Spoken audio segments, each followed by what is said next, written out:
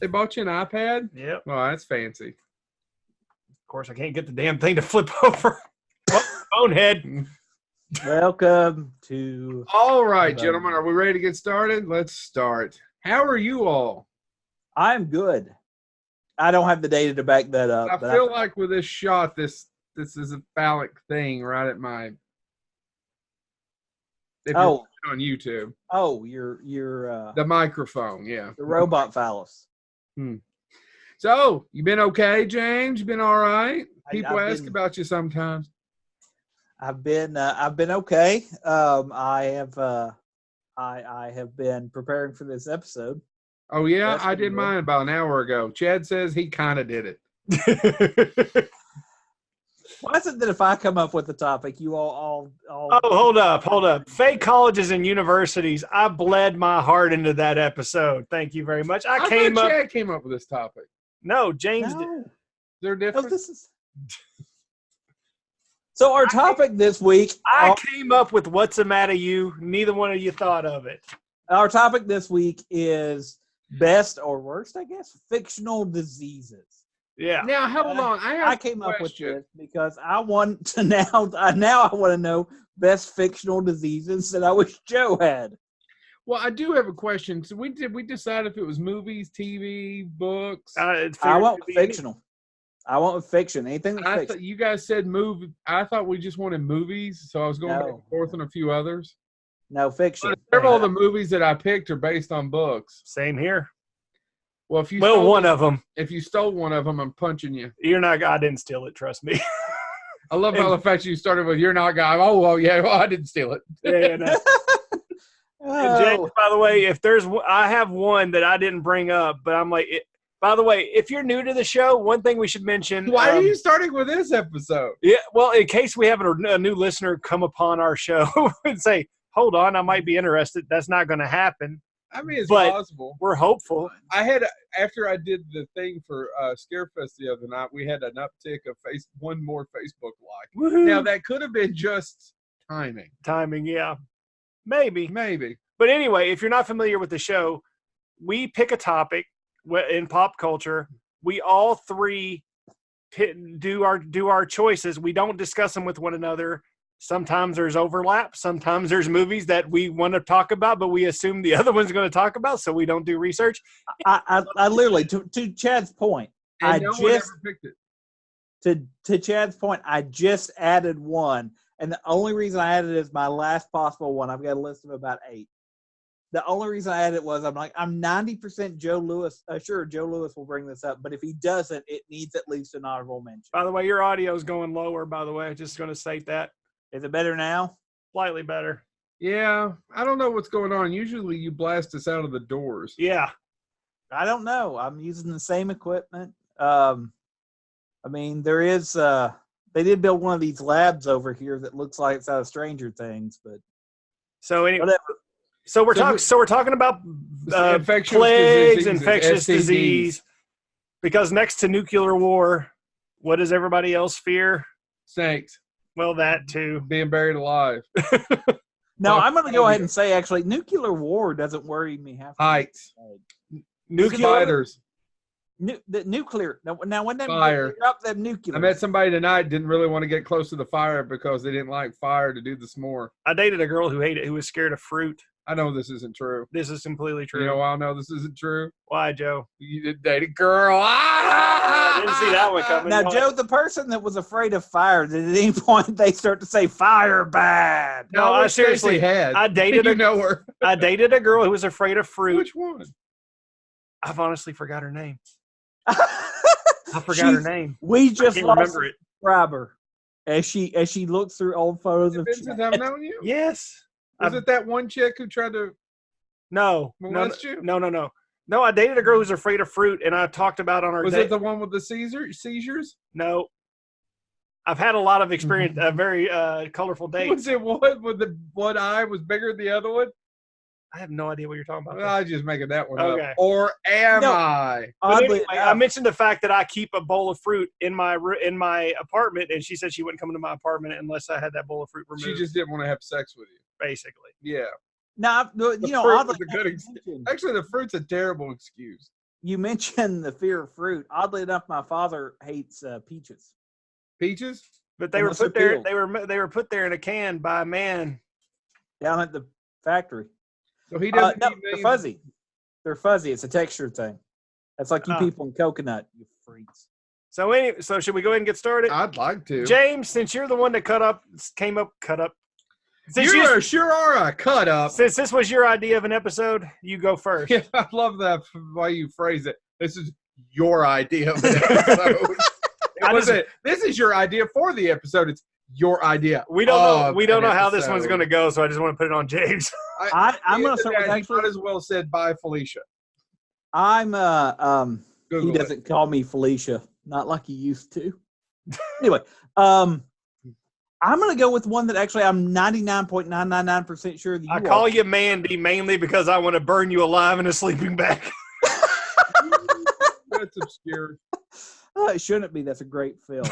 Anyway, I'm going to start with one that I'm pretty sure it comes from a book, so I'm pretty sure y'all won't talk about it. That's not true. If read you a can book. guess what it is, if you can guess where this comes from. So this novel starts off just giving the history of where the disease starts from. The disease starts the first time they think it's affected anybody is there's a television crew filming just something in Japan, and all of a sudden a group of people that are just in the background being filmed stop, and they kill themselves. Done.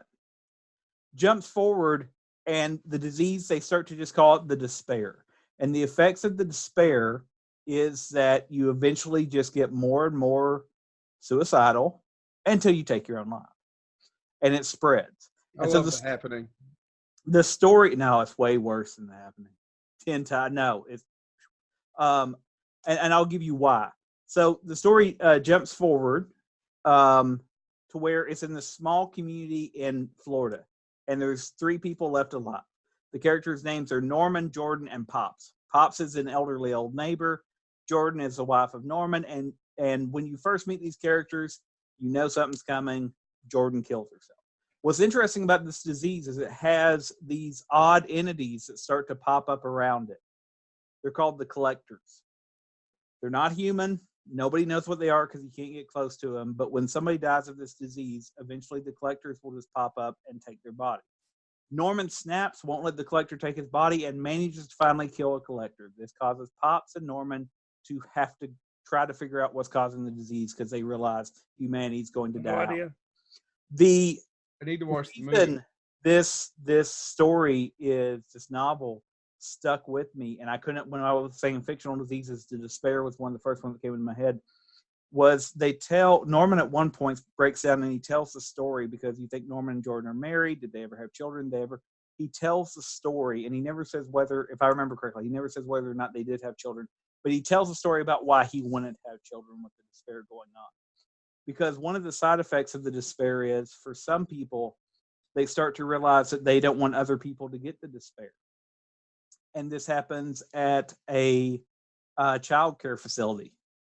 The lady that runs the child care facility realizes that eventually all these children will get the despair, and she's getting ready to kill herself. So she decides to take care of the children. Is it? That scene is burned into my head forever. The novel is called The Suicide Collectors. It's by David Oppegard. It was his debut novel. I can't tell you another book by him, but it is one of the freakiest diseases ever because the way he writes it and the inevitability of everything.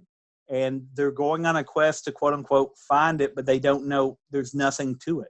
And it begs the question, are they themselves just starting to succumb to the despair? It is one of the scariest fictional diseases I've ever read about because there is no hope for a cure, really. And this supernatural element of the collectors. And then it begs the question, are the collectors even real, or is it just the way the despair is so slowly working on everyone? It is a freaky, freaky disease. If you've never read The Suicide Collectors, it'd be one I'd recommend because, God, it's a heavy book. It's a short book, but it's very heavy in its concept. There you go. All right, now talk about the T-virus. Beat the despair. Joe, what do you got? I said, go ahead and talk about the T virus. You guys ever seen that Resident Evil? No. You know what the T stands for, right? Tarantula. Tyrant. It's a tyrant virus. No. I don't think you've done a thorough examination of those films, sir. Does it really? I don't think it talks about it being a tyrant virus in the movies. Is it just in the video game? I don't know. I don't know either. I just know it stands for tyrant. Because in Codename Veronica, there's a variation called Tyrant Veronica, which is why it's called Codename. Is Veronica hot? It's a code name of a disease. So yeah, you should totally try to have intercourse with that disease, Joe. Okay, so the next one I'm going to do is a book and had 3 movies made from it, actually. So I was going to wait for this one, but since you started out so literary, I'm going to talk about I Am Legend. Okay. Is that disease ever named? Huh? Is the disease I know it's named in the Will Smith movie. Is it named in the original? It is named in the book. So I hadn't read the book. The I Am Legend was written by Richard Matheson. It's one of my favorite books. It's that and Hell House are my 2 favorite Richard Matheson books. It's brilliant. If you have never read it, we've talked about it on here many times beforehand. Well, a little bit. We've touched on it. And I Am Legend, the disease is actually called Bacillus vampirus in the 54 novel. Now, in the Will Smith film, it's called Crippen virus symptoms. It's the Crippen disease. It's painful intolerance of UV rays. It was meant to stop childhood cancer, correct, in the Will Smith movie. But in the novel, it... Goddamn Emma Thompson. No. I was trying to think. Actually, I think it was to prevent measles. So I understand why they updated that a little bit. Well, yeah, because we got something for that now. Yeah, they got something for that. Get vaccinated. I was going to say, Jenny McCarthy kind of killed that. Brought the measles back. I was trying to say Jenna McCarthy, and I kept wanting to say Jenna Jameson. No, she's probably an anti-vaxxer. Hold on. Let me make a terrible joke that you probably thought of. I'm amazed you didn't make this joke. No, Chad. Or no, Joe. Jenna Jameson is all about shots. Ooh, to the face. No, now she's a mother. So anyway, and married, and her Instagram account's about food and how to eat healthy and keto or keto. I don't know how you pronounce it. So if you've never watched it or listened to it, depending on which version, there's the I Am Legend, which is the original Richard Matheson novel, and a doctor is one of the last people on Earth, he thinks, and everybody's basically turned into a vampire, and at the end of the novel, and it's from a disease, right? And people change. And at the end of the novel, he realizes he's the bad guy because everybody else is vampires. He's killing vampires during the day, and he's become I Am Legend. He's the villain. Just because that the most of the world is vampires, and he's the only human or kind of human left, and that's what makes the novel brilliant.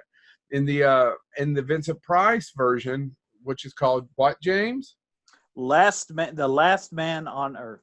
As the most faithful adaptation, Richard Matheson honestly didn't care for it. I always find that fascinating because it is the most faithful adaptation of all 3 of them. He is fairly close to the same, very little changes. Correct, James? Yeah. It's the most faithful to the book. Mm-hmm. There's a second version called The Omega Man with Charlton Heston that damn near doesn't have a damn thing to do with it. No. It is very 70s, but if you've never seen it, I encourage you to check it out. Omega Man's a lot of fun. It is very campy. If you ever watch, you need to first. Yeah, I agree, Joe. You need. And to it has a great character actor. Who, James? Are you talking about Charlton? No, the guy Zerby. Oh yes. What I was going to say about Last Man on Earth, though, if you watch Last Man on Earth, if you watch Last Man on Earth, I'm still ashamed of that thing. The Last Man on Earth, and watch it and think, you know what would clear this situation up is if he had guns. Then Omega Man's your version. Yeah, basically. Well, so for years they tried to make another version, and I could give you a little bit of history for a long time. See, he got a pay or play deal on that. He's going to get his $20 million whether they made that movie or not. There was dozens and dozens of filmmakers attached to that film that finally did get made. I think by Francis Lawrence. It's the same guy that directed Constantine and a couple of those Mockingjay movies, Kitchen, whatever. Yeah, the Hunger Games. Hunger Games, right? Yep. Francis Lawrence. Yep. It's not a terrible movie. I think the first half of that film gets it fairly accurate and updates it well. I'm fine with them changing the name of the virus. Actually, kind of sounds stupid now, and updating it from the measles. It's the second half of the movie that they drop the ball. Oh, that yeah. It doesn't have the second. That and that, of course, that CGI, those CGI vampire monster things are awful. Awful. Just awful. I don't know. Will Smith is really good in it. Will Smith's really good in most things. Yes. I'm going to defend him. And Will Smith's a You good have actor. to defend. Yeah. He's a good actor. He's a good movie star, and he's a good actor. He's fantastic. He's really good in it, and carries that movie so well. It's just not. I don't think the third act goes off the rails. The second half of that movie is just. But yes, that's because James, you started literary. I'd start literary, and then talk about all of those things. It's been named 2 or 3. I don't remember it having a name in the Omega Man. Do either one of you all? I just watched it actually last year. I think it was called the gun control virus. Oh, Charlton Heston, I apologize. I mean, you're dead. You have to get a Ouija board to tell him. Go ahead. All right. I'm going to go literary as well for my first pick since you all did the same. You're doing Resident Evil T virus. No. This was actually the author of this novel. He had a major hit movie come out, and when this came out, this was my introduction to him because I was like, I wanted to seek out a book by him, so I picked this book up. And then you just fell in love with Michael Crichton. Yep. The Andromeda Strain. Yep, there she is. She's right over here. We'll just go ahead and skip that one. No, talk to me about that because all I have is stuff about the movie. I haven't watched it in years. I have very little about it. James, have you seen the Andromeda Strain in a while? I have, and isn't the one? I mean, the Andromeda Strain. So, just background, and correct me if I'm wrong, because I'm shaky, but it's an alien disease. Yeah, Extraterrestrial in nature. Yeah, a military satellite crashes in Piedmont, New Mexico, and does it really exist? It's carrying an alien organism. The alien organism basically wipes out the entire town of Piedmont, New Mexico, by crystallizing their blood. Ooh, that sounds painful. Yes, with the exception of 2 people who actually went insane and killed themselves from suicide. There was only 2 survivors. One being a 6-month-old and an old alcoholic. While you're talking, I've just remembered one I want to add. Okay, and if you have stuff about this movie, I really don't. Okay. I just had it down. But the 2 survivors was an old alcoholic and a 6-month-old baby. And the reason I like this movie too, and the book as well, is it's not really about the virus. It's about this underground facility and these people trying to find out what is causing this affliction among these people and how to keep it from spreading. There's back and forth. There's internal struggles. Because again, it's not about the virus. It's about the struggle of mankind and their inabilities to handle crises. James? They can't Yes. hit. Yeah, so it all takes place in this government facility. They're trying to find the cure. And basically what they found out is that the only reason these 2 people survived. Yeah.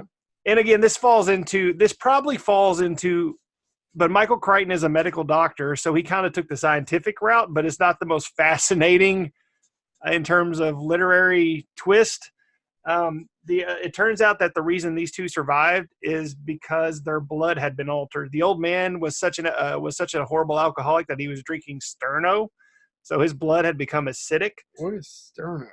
It's like stuff that you burn to keep food warm. Oh yeah. Sterno ovens. Yeah.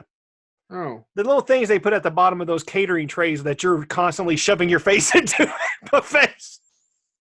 Yeah, Joe. Now you know you can also drink the liquid and have a little Yeah, bit get a of a little buzz buzz afterwards. Sorry. And then the baby. The reason the baby survived because it had a high alcohol. Which this one doesn't make any sense, but I'm assuming Michael Crichton had something in scientific basis for it. Was that he had high alkaline levels because he cried constantly. yeah. So they discovered that the viruses can only survive under a narrow blood pH level. Yeah. Which, isn't that kind of, I mean, the science fiction equivalent of the reason some people hypothesize sickle cell anemia developed? Because what's the disease that sickle cell anemia they think evolved to stop malaria. Oh, really? Huh. Look that up. I think that was a disease that some evolutionists think that malaria doesn't function as well in sickle cell anemia impacted people, and so that it could be hypothetically. I think I could be misremembering my history of evolution, but I think Wow. that's what some people believe. No, I didn't know that. But essentially they realize that they can kill the virus with salt water. So there's a the air the virus breathes will eventually kill it.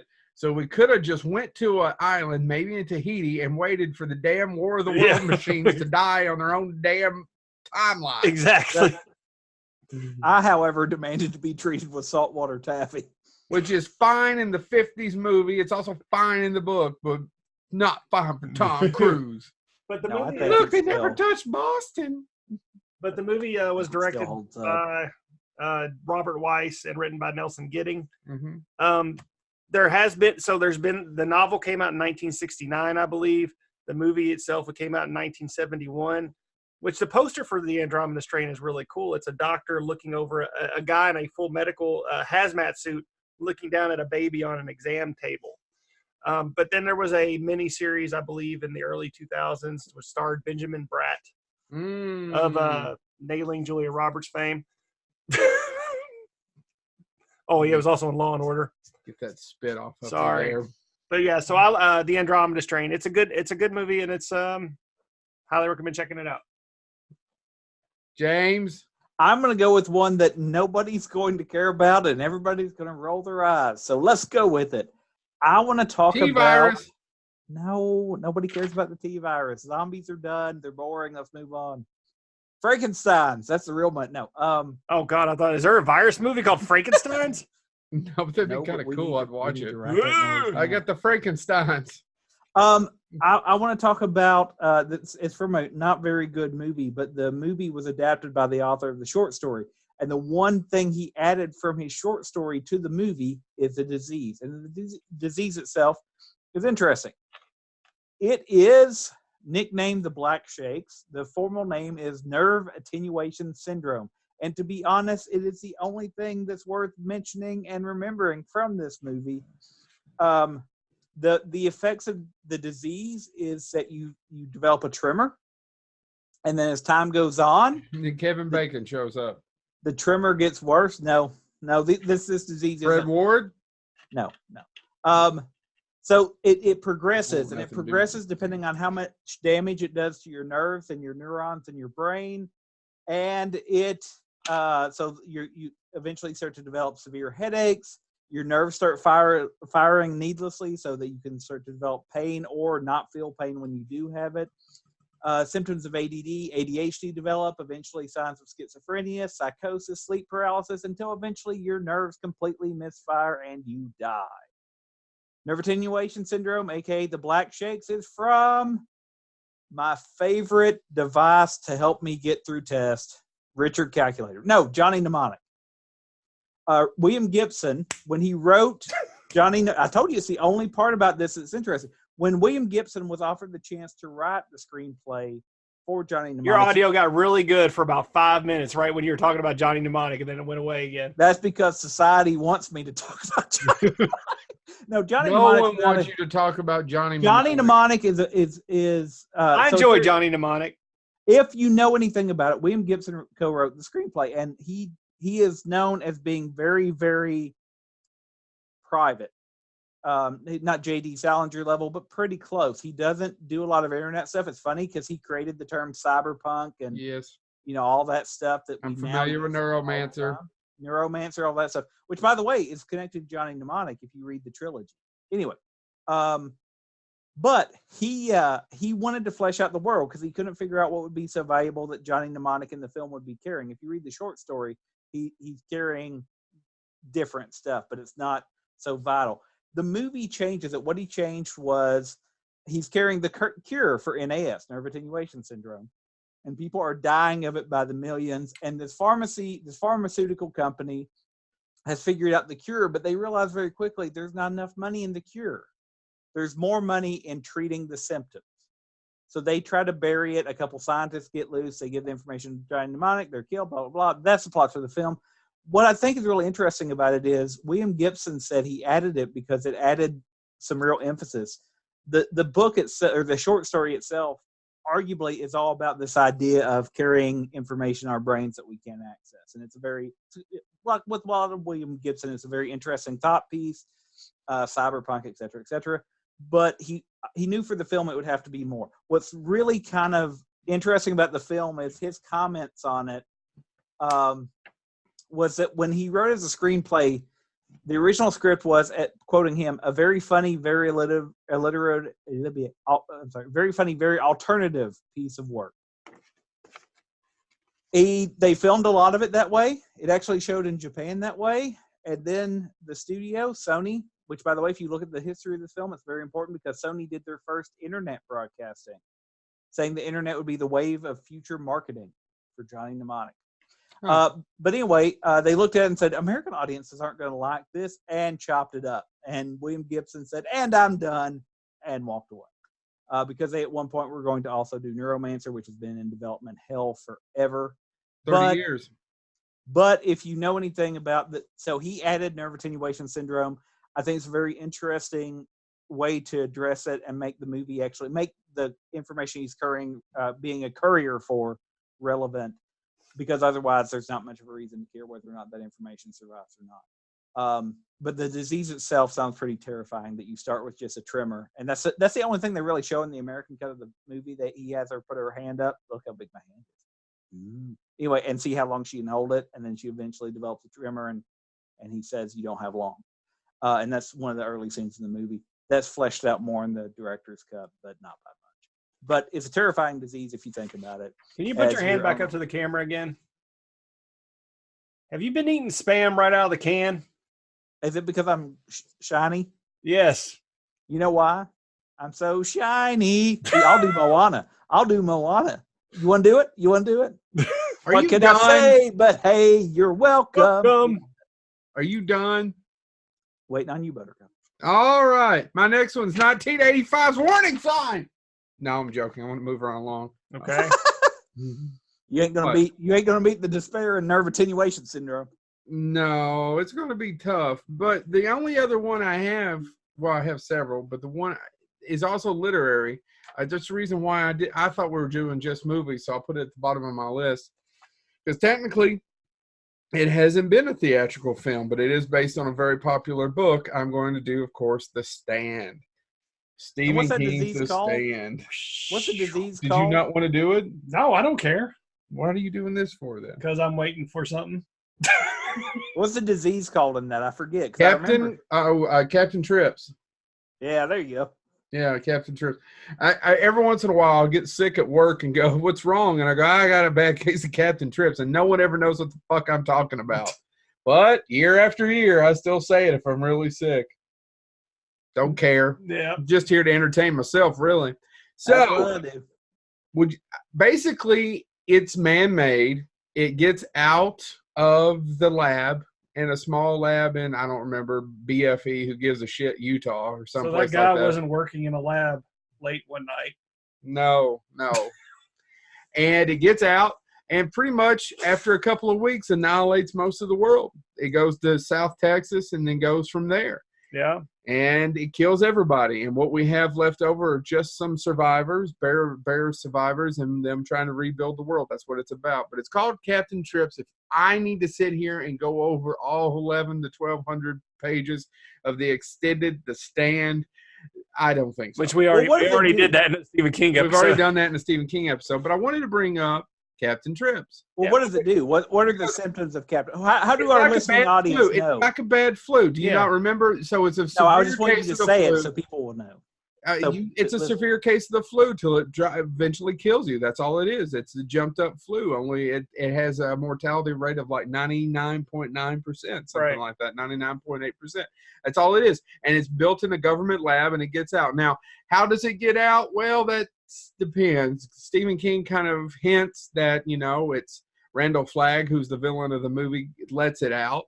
But God could have also let it out. That's also hinted on there because he wants people to stand, right? Mm-hmm. and to fight. So doesn't matter. Do It they need wipes to out. stand? And it really isn't, the stand isn't really so much about Captain Trips as it is about these survivors trying to build a new world and stand up against Satan. For that's the metaphor. That's what they are, good versus evil. Stand in the place where you live. I knew Now that was face coming. west. Now, Chad, Okay. see so- how I see, James, do you see how concise that was? Well, no, but you weren't going to tell people what it was, and then you just said, "Hey, this I plague really is wanted in to talk about it, and because I don't feel that most of our listeners should already know that. I really didn't want to. I don't know. Fuck it. But what if they don't? No, I'm going to sit here and look at the wall. MOON. That That's a very spells nice plague. wall. So out of the three I picked, Holy shit! I got a Creep Show poster. MOON. That spells idiot. That spells. There's a RoboCop poster. You know, he's part machine, part man, but he's all disease. So the movie, I'm Just like Chad's Pecker. part That's machine. not part Disease. machine. Okay, I was going to say it does have that pull string. Well, It's a that, chainsaw sir, is sound. not your penis. That's a tampon. It is the chainsaw Why are you sound. holding that's- a tampon going? That was the funniest thing we've done all night. Keep going. All right, so I normally start when I do my list. I start with the worst movie on the list. Yeah. I'm going to start in the middle because I don't want to actually end with the worst movie. This movie grossed an amazing $500,000. What did it cost, Muttley? It costs more than that. So Yeah. a poorly prepared batch of chicken nuggets Oh God. containing a mutant virus I know exactly where is he's served going to a with group of the elementary students. I'm talking about the movie Cooties. I And figured here's the Cooties. reason why Cootie sucks. It shouldn't suck. It should. It has an absolute fan-fucking-tastic cast. It's written by Lee Wanell, Yes. who is a fantastic writer. I will defend him. He if you don't know who he is, he wrote Saw, the first Saw, Yep. and he also wrote the Insidious movies. He Mhm. directed and the ones he directed aren't bad. Have you watched them? No. No, they're pretty good. They're pretty good. Those Insidious sequels are hold up probably better than the Saw sequels. And probably what happened is if Lee Lee Wanell, Wanell also made that wonderful film that we watched 2 your years finger's ago. really close to my face. Well, it's better than that tampon string you had earlier. Oh,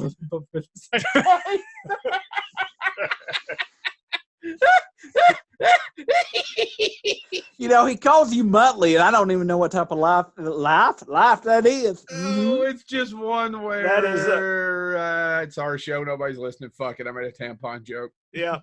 Keep going. No. So yeah, no. I think if Lee Wanell would have directed this, maybe it would have been better. It's not good. Now, You're it's not- absolutely And It's I'll right. be not honest. I'm going to be honest. Full disclosure, I have not seen this film. So to give Don't me, bother. not our fans, it's solely for me. Because I don't know if they've seen this film either. This How is does it compare to Special Dead? Ooh, better than Special Dead. Yeah. So Okay. the first, I the think the pisser is it wastes such a good cast. yeah, the second act is decent in this movie. The first act and the third act, just no. It's The it, ending, yeah, nothing meshes. It has Rainn Wilson in it. It has Elijah Wood and Rainn Wilson and Jack McBrayer. Harvey Mudd? Harry Mudd. I screwed that up. Harry Yeah. Mudd. Yeah, it has Harvey Mudd in it. Did you say Um, Harvey did? No, I meant to say Harry Mudd. Rainn Wilson, Harry Mudd. But no. So Someone posted a picture on Facebook of them in Star Wars Land. oh. Yeah, I said I love Star Trek. I have yet to get a response. I don't think they get it. I don't think they get it either. But no, the two directors. This is they've only done two things. This and another movie. That Oh, is again, it one of those director duo things? yeah, it's Fuck those Jonathan Milott and Carrie Marinian, who also did Bushwick. Joe hates those Dave Duff Bautista. brothers. I've never seen it, nor do I want to. So the virus is spread through.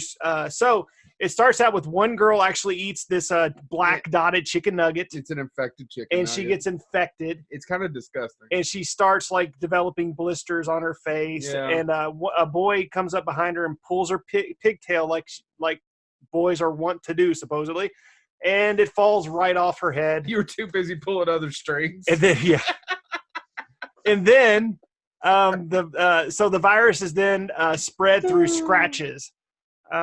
turning and it only affects the adolescents. It doesn't really affect adults. It turns them into feral cannibals who are. So it's a reverse only disease. Yes. Yeah. So Four it Star turns Trek them. fans just got that, and I am now their god. Yeah. But it turns them into feral cannibals who are covered in blisters and other skin lesions. It's probably the closest thing I'm going to have to a zombie flick because it is revealed through an autopsy that all the children are brain dead as a result of this virus. That they are just moving along with no actual intelligence whatsoever. What it is, James, is they got the T virus. Because Okay, Resident Jeff. Evil is amazing. Okay. But yeah, so that's my terrible movie pick in terms of infectious diseases. You've brought up worse movies I have, and I'm proud of them. by far. I'm proud of Worse. them, though. That one's just that's just A misfire. It's lost potential. it Is is what it a is. lot of lost potential. I wonder how Lee Wanell feels about it because he did Upgrade, and Upgrade's amazing. Upgrade is amazing.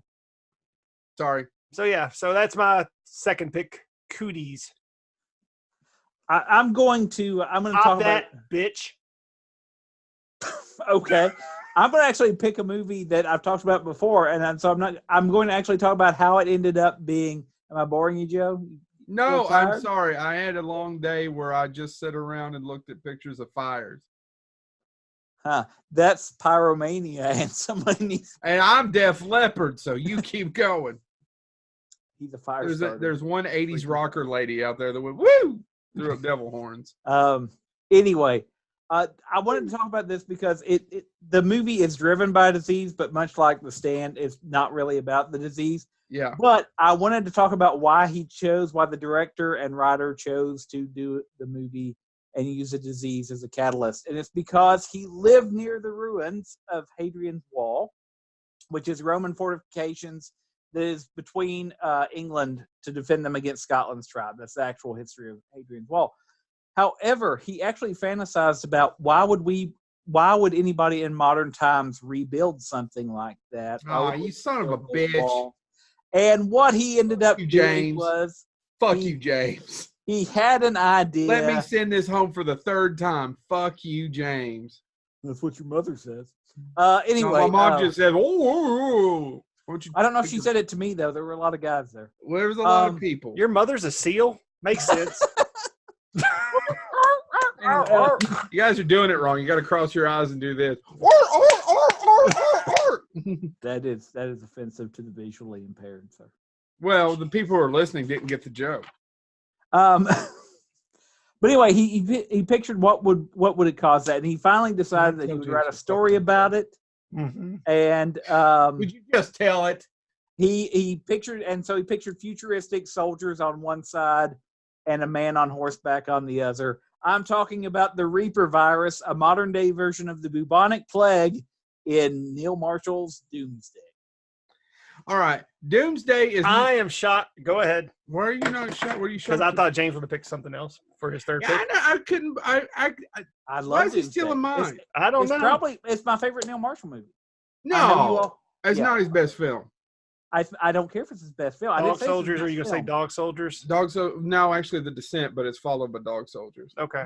I love Doomsday. It's because of the cast. It's because it's over the top. It's because it's silly and it's just fun to watch. I don't know that it's over. Oh, it is over the top, but I don't think I'd call it silly. I would tell you, it is. Oh, the opening narration by Malcolm McDowell sells it for me. That's literally as soon as I hear It that is narration, I'm in. It is a love letter to other filmmakers. And I think that's one of I'm the not reasons. going to say he's stealing because he's not stealing. No, it's a And lot I'm of a big homages. Neil Marshall fan. It's a lot of homage. The Descent. I like The Descent, but it doesn't have the effect on me it has on some people. I think because I'm not claustrophobic. I am think if you're claustrophobic, and on claustrophobic, top of As am I. even if you take the claustrophobia out of The Descent, what he did with those women and those relationships, specifically if you watch the original British ending, is haunting. Mm-hmm. I think it's his best directed film. But now, Well, we're going to save this conversation for our cave movie episode. well, we did just do one on disease, and we're only at this is 104, maybe 103. I can't even name 3 cave movies. Yeah, Oh, I there- can. I'm It's the sure- cave. The cave. Cute. Uh, Cave. Ega. The Descent. Ega. Descent Part 2. Electric Oh, you Boogaloo. would pick up a sequel. Ega, sir. That's a cave movie. Takes Actually, The place longer Descent in a 2 is cave. not a terrible movie. It's just nowhere near as good as the original. Should we be concerned that he considers Ega a cave movie? I've never actually seen Where, it. where does it take place? Where does about a third of that movie take place? sir? Yeah, fine. In your mom's backyard, which is a cave, because we're talking about her vagina. That Why would do be I in call her it her backyard and not her front yard? Well, turns out I thought it was regular sex, and it wasn't. And that's all Anyway, I'm going to say. the thing about the Reaper virus is it is an update of the bubonic plague, but it was also meant to show shades of gray of how England would respond to things and how they would just cast people out. That movie has a great cast. I think Rona Mitra, right? Mhm. I think she's one of those people that just missed the boat Yeah. on the right starring role to You be- become. Are you believe implying? she believes she was in the best Underworld movie? I believe. She is in the best Underworld movie. Are That third you- one is the best Underworld film. Are you Rise of the implying Lycans, is that that? the one talking Yeah, about? I've never seen it, but you told me that you. I the think best. it's by far. It's the one that's directed by Patrick Topolopoulos. I can't say his Oh, name. is that the one that's set historically? Yeah, the historical That's one the is the best best one. It's the third one. James, do you agree with me? Yeah, That's it the is. best one. I'm just upset that you're talking about Rona Mitra and not talking about her tour de force co-starring role in Christopher Lambert's Beowulf. I've never seen it. I enjoy it. I've got the poster. It's I know. it's if you ever wanted a weirdly trying to be cyberpunk but not really, it's Plus, okay. she's just smoking hot. Mm. Yeah, well, you need to watch. She's my type. You need to watch Beowulf then, because the director literally there's entire shots where Christopher Lambert is in the foreground, but he's not in focus. It's her walking away. I have watched several scenes of her in one of my favorite directors' movies, Hollow Man. Oh yeah, that. There's a good shot of her in that. So, but anyway, right? I shouldn't be saying I'm being very sexist, but she is a very beautiful woman. She is kind of my type, and I actually think she just missed the boat on a couple of getting. You know, Doomsday is a love letter to a cinema that had been gone for 30 years. Right.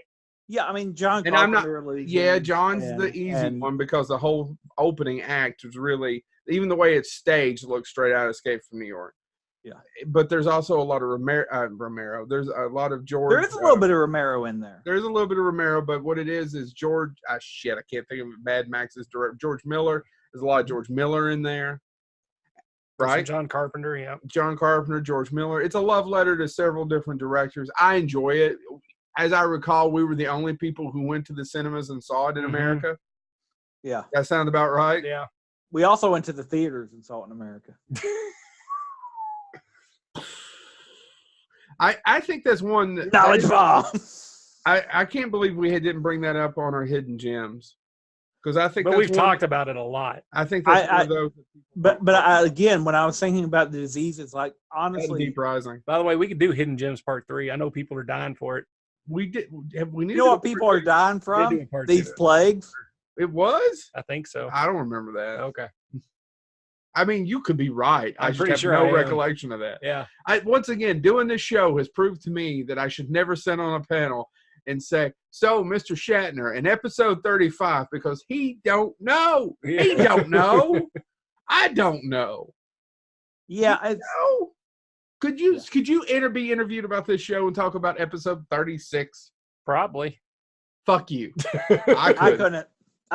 I'll be Told me honest. the title of it. I can't go by numbers. I can't remember that. Yeah. No way in hell. I can't. Nope. So, anyway, so Doomsday. Doomsday. Good movie. Reaper disease, Reaper virus. Yeah. That's also a movie that has very little to do with the virus. Nope. No, it doesn't. But I do think the reason also that And the works. third on me- act on that one's a little shaky. As Well, much as but I like that movie, that third act's a little shaky. I think the other reason Doomsday works on me though is because of the virus. Because I'm not claustrophobic, but I am a germaphobe. Not an extreme one, but I mean, I do like. That's what we were thinking about, and that's why I said this kind of to me leads into the idea of Halloween, because I'm not afraid of monsters. Because if they do exist, they're going to rip my head off, and there's nothing I can do about it. But the slow demise from disease creeps me out. yeah. And I don't like to shake hands with people, and I don't. Just don't.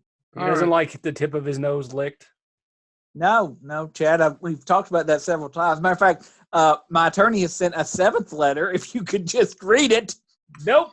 There's a couple I want to talk about that I don't think technically work. One of them would be Return of the Living Dead. I wanted to do trioxin, but actually that's just a thing that turns people into zombies. Yeah, that's not a virus. It's a chemical, right? Or it's a chemical. But you know what I mean? My knee-jerk reaction was to put it on there, and then I had this like, shit, it doesn't really work. By the way, check out our movie. What's our movie called, James? What movie? The one we did with Joe Ellswick and John? Oh, you're talking about Murder Virgin. Murder Virgin, that's right. There's a hidden trioxin joke in that movie. Which is now our 5th most viewed thing on the Bonehead YouTube channel. Check it out. There's a couple other that I'm having a hard time with. And I really wanted to talk about Rabid, but I think I'm going to talk about one. I figured James would go with the one I really wanted to do. Well, do the one you really wanted to do. I've got more left. Because it doesn't really have a name. It's kind of bullshit. And once again, it's basically it's not about that. It's more about the Satanist, the Mask of the Red Death. Yeah, I was going to do that, but I agree. I think that Mask of the Red Death, I think the way that disease is described in Poe's story is creepy. Yeah. I mean, the fact that you slowly just begin to bleed from your face, and that's the Mask of the Red Death, is your blood coming through your own skin. And, right. So it was directed by Roger Corman. Prince Prospero, played by Vincent Price, is a Satanist. I always like it when Vincent's a Satanist. As opposed to when he's a Sunday school teacher.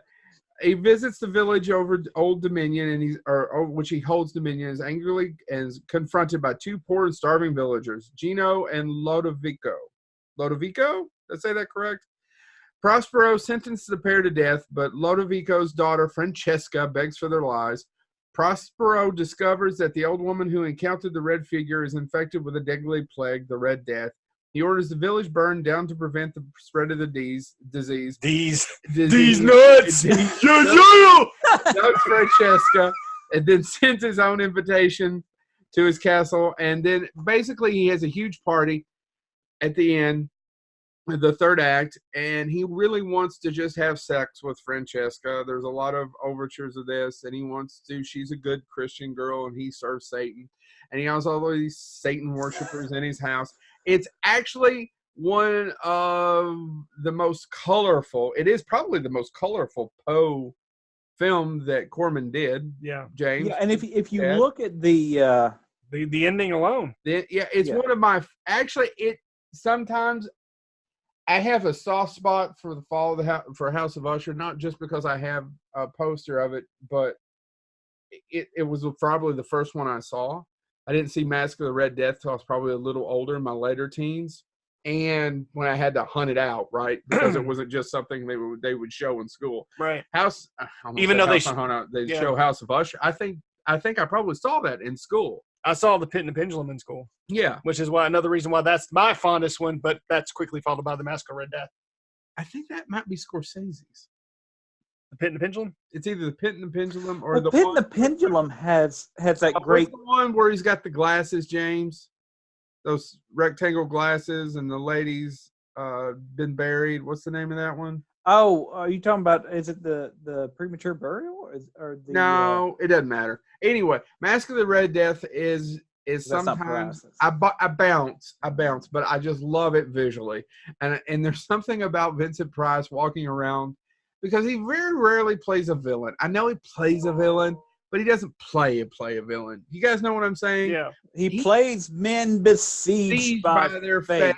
I do not feel that Prospero is besieged by his fate. That guy is a straight up villain asshole. Yeah. Satanist wants to rape that poor girl. He's kind of torturing her. And he tortures Christians. I mean, he tortures Christians. He burns people alive. And only reason, and it's basically the Horsemen of the Apocalypse at the end of it too. Check it out if you've never seen Red Death. If you've never read the original story, it's Corman. Corman took a short story and had to make it into a film. So obviously, and most of those are written by Richard Matheson, which will be the second time we've talked about Richard Matheson. But episode. By the way, this is It'd be the useless trivia. 46,000th time that I've brought him up on Bonehead in the last 100 and some episodes. This is useless trivia because I'm a big Edgar Allan Poe fan. Do you know the spelling of Mask of the Red Death being M-A-S-Q-U-E is not original to Poe? What is it? He spelled it mask as in M-A-S-K. It was originally published as The Mask of the Red Death, a Fantasy. Mm-hmm. Evidently, one of his editors went back after it was originally published and changed it to the Q-U-E spelling to make it, I guess, fancier. I did not know that. Yeah, useless trivia. That being said, the thing about if you read the story takes place in 7 rooms, each decorated in a color, and we see that in the film being 7 figures. And he keeps going through the rooms. But if you read the film or read the short story, the way the rooms are described, it would actually be almost impossible, if not completely impossible, to reconstruct them as described. So a lot of people have been analyzed, is it a dream state? Is it a nightmare escape? Is it whatever? So it's just an interesting short story. But at the end of the short story, when Prospero, because he has strict control over who can come into the party, because it's not just his party, it's ran by other noblemen who are escaping the death.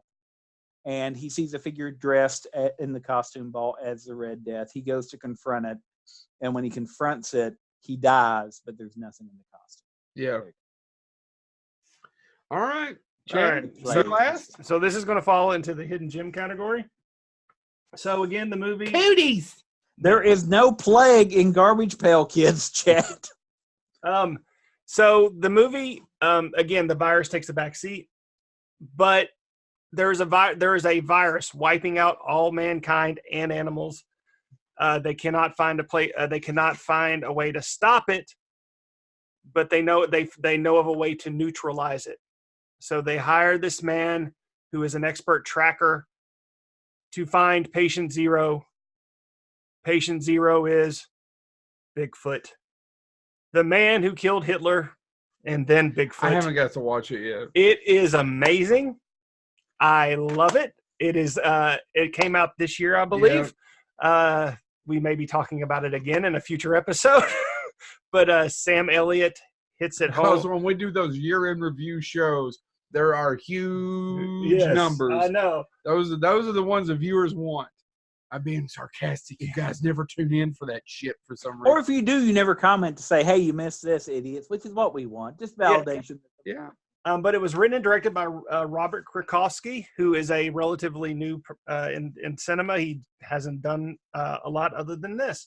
But yeah, all the U.S. and Canadian government know they track down Sam Elliott because Sam Elliott is an expert tracker and hunter, and they know about his history of he secretly killed Hitler. And also he is. I thought that woman did that in that movie theater. Technically, Eli Roth did that before the woman burned that movie theater down. Well, that's true. Technically. That's true. You're right. And when you're right, you're right. And you're always right. So we find her. Then what? But no, Sam Elliott, he is saver. No, he's actually one of the few that's actually immune to the Bigfoot virus. There's nothing special about the virus other than it basically comes across like a flu and then the people die. It's a very fast-paced virus. One of the cool things is Sam Elliott's interactions with his brother, played by the also amazing Larry Miller. Yeah, Larry Miller's in that. Yes, he plays Sam Elliott's brother. If you you mentioned that, yeah, but if you look at the two, obviously not brothers. Larry Miller's a handsome man. That Sam Elliott could work on some of his facial hair. But Sam Elliott's is this tortured man who has a lot of pain in his past, and it's basically dealing with him and his conflicts, his personal conflicts, and him just struggling to move forward, even later in years. And it flashes, it jumps back and forth between him hunting for Bigfoot, back to him being in Nazi Germany, and then the present time. It is a really good watch. The Irishman's pretty much the sequel to this. Have you watched it yet? No, it's not out yet, is it? No, it's not. But no, if it is, if you're in one of those Hollywood elites on the West or East Coast, the only thing that's it's pretty good. And you could tell that but you could tell that this was a low budget. There's nothing elite in Alabama. Hey, Alabamian fans, I didn't say that. The only thing I'll say about the only thing that I can criticize this movie for is obviously they had a low budget, so Bigfoot not that impressive. It's a good movie. I highly recommend it. All right.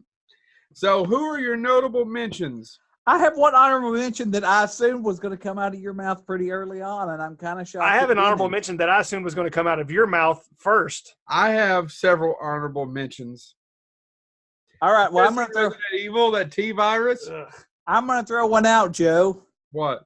What is your only regret?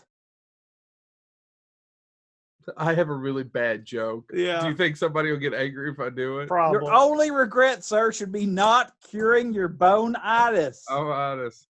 My bone-itis. Bone-itis is a disease that's in one episode of Futurama. Futurama. A guy from the 20th century is unfrozen and becomes that guy. And I he's had a insanely really successful. good joke. He's insanely successful, but eventually he forgets to treat his bone-itis, which by the time Futurama is set has been cured. But he's so successful, he gets too busy and regrets or forgets to cure his bone-itis, leading him to die. Whereupon his last words were, "My only regret is not curing my bone-itis." bone-itis." So I thought you'd bring up bone-itis. I didn't even think about it. can I talk about the one that I thought he would bring up? What's Go the worst virus ever in cinematic history? T virus. No, Resident Evil. the human voice. Oh, Pontypool. Pontypool. Pontypool. I forgot about that. I didn't one. write it up would've because put- I honestly thought you or him was going to do it. I No, forgot. that would have been great, Chad. Way to I drop the forgot ball. about it. You should have done that. That Pontypool needs to go on episode 3 of that Hidden Gems. Yeah. Yeah, I like Pontypool a lot.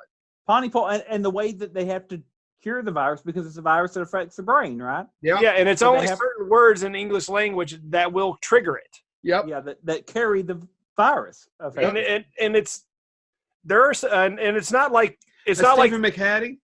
I think. yes, Stephen Great McHattie. character actor. But yeah, I mean, and with the virus itself, it's not like the flu or the zombie plague. It literally it causes people to completely shut down. And like one lady, she chews her lip off. Yeah. Because she hears the word. Another one bashes her own head in. Yeah. So Pontypool, I can't believe neither one of you brought that up. Well, there's several I wanted to bring up. So I can't believe no one else brought up 28 Days Later. I thought about it. I have mixed feelings sometimes about 28 Days Later. I really like it. I Maybe like the it. sequel.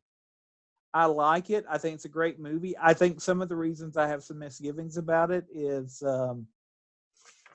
it's Danny Boyle, right? Yeah, Danny Boyle. Danny Boyle. Some of his commentary after he made the film about how he didn't consider it a zombie film, and I'm like, well, you probably Yeah, and I get that, James, and it pisses me off. Well, not really. I don't really get angry, but I think he's just being highbrow about it.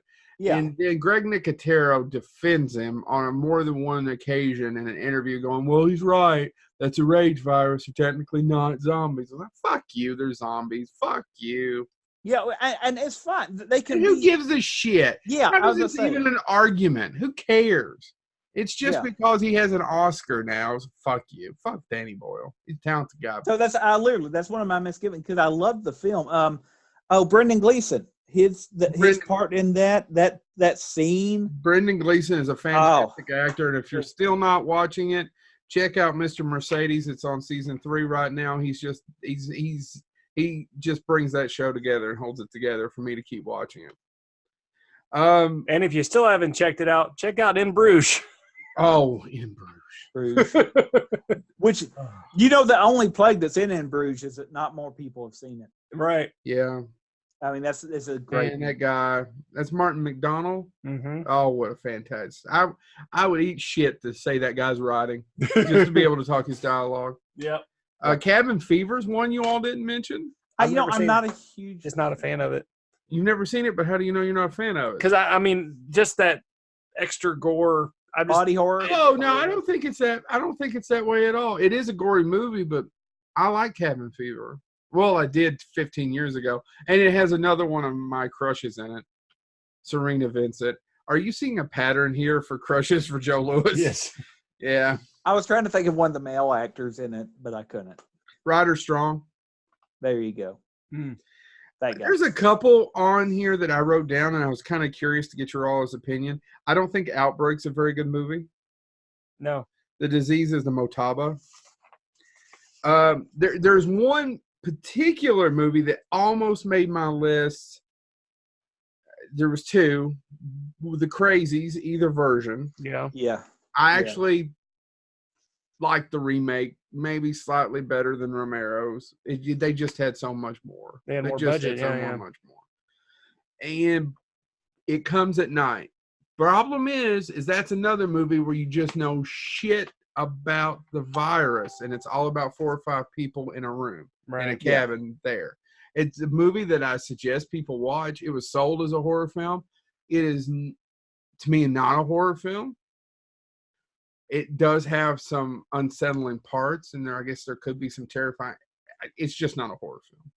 Whereas Midsommar, I think, is a horror film. Anyway, that has neither here nor there. That's all I got. What about you guys? I mean, and the other one was Rabid, but Rabid was. I didn't know if one of you all would do it. I didn't think you would, and it's not one of my favorite Cronenberg films, although I love scenes in it. Chad, do you have any? Just a few honorable mentions. Leviathan, I think, is a virus movie. It can be considered It's a virus and it's a creature feature. Right. There's I blanked. This is what happens when I don't write them down. I mentioned Pontypool, Leviathan. I'll go with those two. Really quick, Contagion. Contagion's is a good movie. Yeah. Contagion. That's the one directed by what's his face? Steve Soderbergh. Steve Soderbergh. That's a good movie. Whereas Outbreak, I don't think is a very good movie. Contagion actually had one of the best.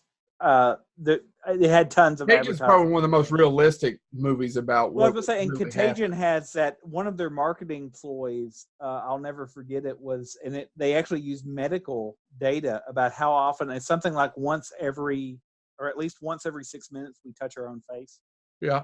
And as somebody that's a little bit of a germaphobe, that worked on me because I actually thought, how many times do I touch my face after I touch something? No, Contagion is probably the most of this is what could happen. This would be what might happen. This is how the government might handle it. It's probably the closest to being a realistic depiction of that. Yeah.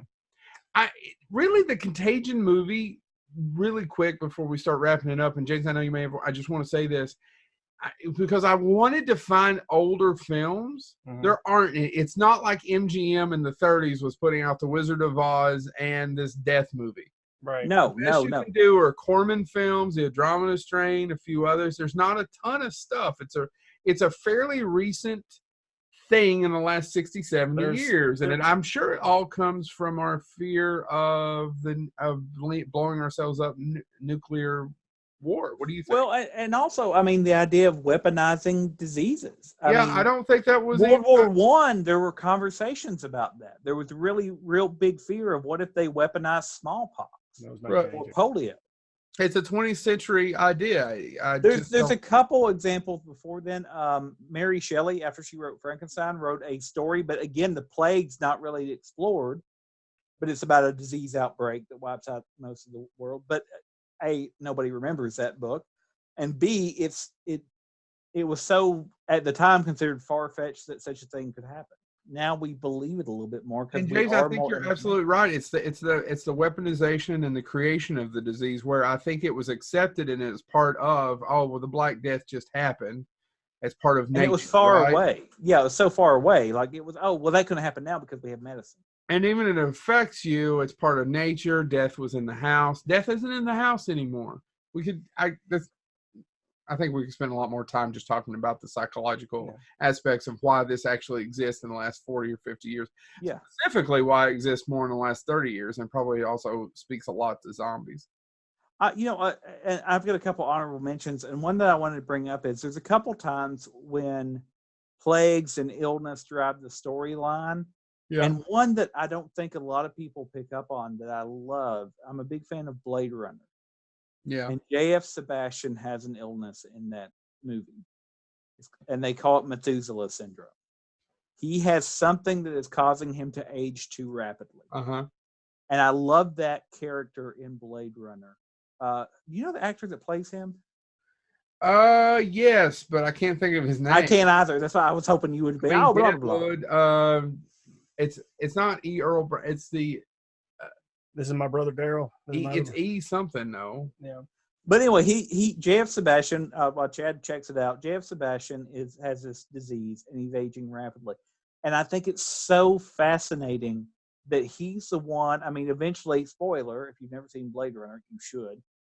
Roy Batty eventually kills him, but he kills him off screen. He kills a lot more people on screen. And I think that's interesting because JF Sebastian, in and of himself, it might as well be a replicant. He wants more time than he has, and he has a disease that's making him like they are. Yeah. And he becomes more sympathetic. William Sanderson. He becomes more sympathetic to Pris and to Roy because they realize he is like them. So I think that's an example of a disease that, and he's even, I mean, a secondary, if not tertiary character in the great Blade Runner scheme of things. But I think that's an interesting way to play out a disease in film. Two other ones that I have to mention because I'm a huge Star Trek fan. There's one episode of Star Trek that deals with what happened if we got exposed to a disease that starts to unwind our evolution, that starts to put us backwards. And in the episode, it's actually because they don't do proper medical screening and they give a crew member a immunization for an illness that he's been exposed to, but they don't check, and he's been given another immunization, and it starts what they call the protomorphosis syndrome. The reason I love this episode is the character they give it to is Barclay. And if you're a fan of Star Trek, Barclay is played by the guy from A-Team. Dwight Schultz. Yeah. Thank you, Chad. I couldn't pull it out of my ass either. Dwight Schultz is another character actor that doesn't get enough credit. And I love Barclay as a character because I do too. I think Star Trek, you look at the original series and you look at the Next Generation until they introduce characters like Barclay. And Barclay is what I would be in space. He's paranoid. He's out of it half the time. Not out of, he's not drugged out or anything, but he's just, he's neurotic.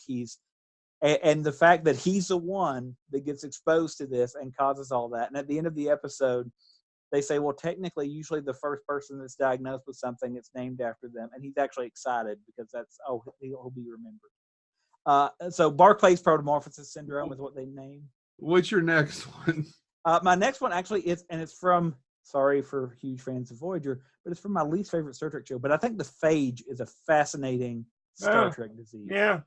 Because if you've never seen Star Trek and if you like horror stuff, the phage is probably the most horror-related element in any Star Trek show. Maybe the Borg, because the Borg are zombies to me. They take away your personality. But the phage, basically, you start to decay, and the only way you can survive is if you basically steal organs from other people. So basically this entire species, Vidians, start having to attack other species just to steal their organs. So I think it's a unique twist on a 24th century, body stealing horror. And so I as a Star Trek fan, I had to throw out the phage and Barclay's protomorphosis disease. There you go. All right, guys. So the two that I'm going to butcher one. And our number one is the T virus from Resident Evil. This is technically It Follows. Oh yeah, that's a good one. Is another good one. And then but that also doesn't have a name. You don't kind of understand it. Is that really a disease? Or is it demonic? It's a demonic STD. Yeah, it's kind of hard to. And then of course there's the I don't remember the exact disease name, but the one from Game of Thrones where the guy's skin slowly turns Grayscale. The grayscale. Yeah. Grayscale. There you go.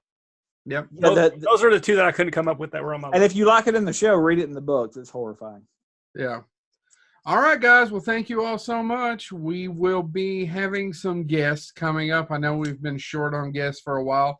Technically, that's all three of our faults on our schedules, really. It's not really our guest's fault. When it rains, it pours. We've got a lot that are trying to come on, and we're just trying to figure out the logistics. Trying to schedule it. We're going to have Melissa Shea on in a few weeks. We've got a couple other folks lined up as well. Melissa Shea won our raffle to be one of our guest speakers. Or alternatively, if you hate us, she lost.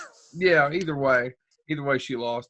So thank you all so much. Tune in and Share us on social media. Bonehead Weekly.